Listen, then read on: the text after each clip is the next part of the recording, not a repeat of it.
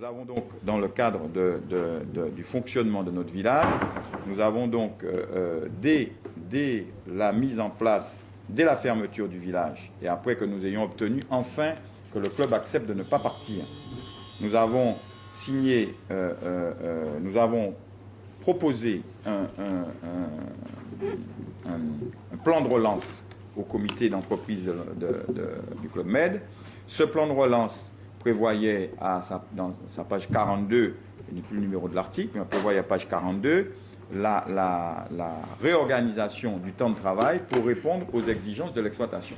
Parce que dès notre démarche en direction du Club Med, celui-ci nous avait indiqué les conséquences de cette fermeture d'un jour, de cette absence d'un jour des salariés une semaine sur deux. Quand vous avez des salariés qui sont absents une semaine sur deux, ça fait que 22 jours dans l'année, vous êtes obligé de les remplacer. Vous êtes obligé de les remplacer, il y a 230 salariés, vous multipliez le salaire par 230, le salaire journalier, et puis vous multipliez par... Les salariés une semaine sur deux, c'est quelque chose qui est prévu ou ce sont des absences... Non, c'était prévu, je l'ai dit, au terme d'un accord qui avait été signé en 2001 par le Club Med, dans le cadre des modalités d'application des 35 heures. C'est que les modalités d'application des 35 heures peuvent être, les 35 heures peuvent être soit annualisées, elles peuvent être soit calculées sur la base de la semaine, soit calculées sur la base de la quinzaine. Et le problème dans nos métiers, c'est que, outre le fait que les 35 heures posent déjà en soi problème, mais on ne reviendra pas là-dessus, le système dans lequel nous sommes est trop pénalisant pour que nous puissions espérer la survie de l'entreprise. Le secteur du tourisme en Martinique est un secteur en crise, pas besoin de le dire. Beaucoup de structures sont en difficulté.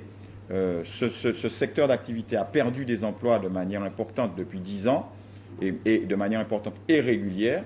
Et donc, il est bien évident que nous ne sommes pas dans un secteur qui est, je dirais, en pleine expansion ou en très bonne santé. Et donc, nous avons, parallèlement aux propositions d'augmentation de salaire et de mise en place d'une grille des salaires, nous avons proposé, dans le cadre des négociations annuelles obligatoires, le retour à la semaine de 5 jours, et au travail sur la base de 7 heures par jour. Donc nous avons indiqué qu'il y aurait une réduction du temps quotidien de travail.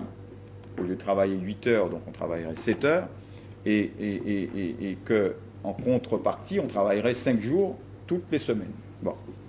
Là-dessus, les salariés ont bloqué. Et ils bloquent et ils refusent de travailler 5 jours par semaine. Alors, il est évident que il faut s'inquiéter de la situation de notre entreprise. Nous avons déjà, au moment où nous parlons, nous sommes presque à 10 jours de conflit. Nous perdons environ, en chiffre d'affaires, environ 60 à 70 000 euros par jour. Nous avons des clients qui sont aujourd'hui, pour certains, en train de nous demander des indemnités. Ils demandent des indemnités aussi au Club Med. Nous avons dû décommander tous les clients qui devaient arriver ici. Nous avons une décommercialisation du village qui est catastrophique parce qu'on ne pourra pas le recommercialiser, je veux dire, du jour au lendemain, quelle que soit l'issue de ce conflit. Nous recevons, nous avons peut-être un bon millier de personnes par semaine qui arrivent ou qui partent. Hein. Donc c'est autant de perdus pour les compagnies aériennes avec lesquelles le Club Med a des accords quant à la réservation de places. Il y a un manque à gagner important, évidemment, pour les compagnies aériennes, un manque à gagner important pour la Chambre de commerce, un manque à gagner important pour la ville de Sainte-Anne qui ne percevra pas les taxes de séjour, qui se verra amputé d'un certain nombre, certainement également d'autres recettes.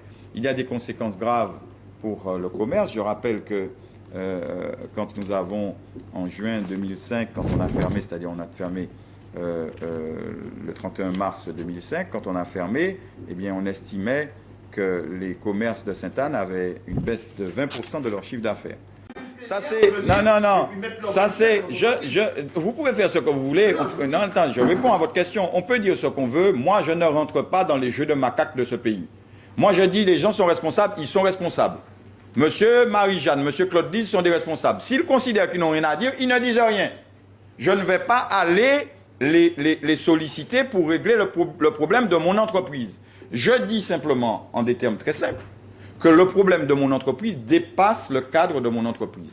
Que ce problème interpelle toute la Martinique.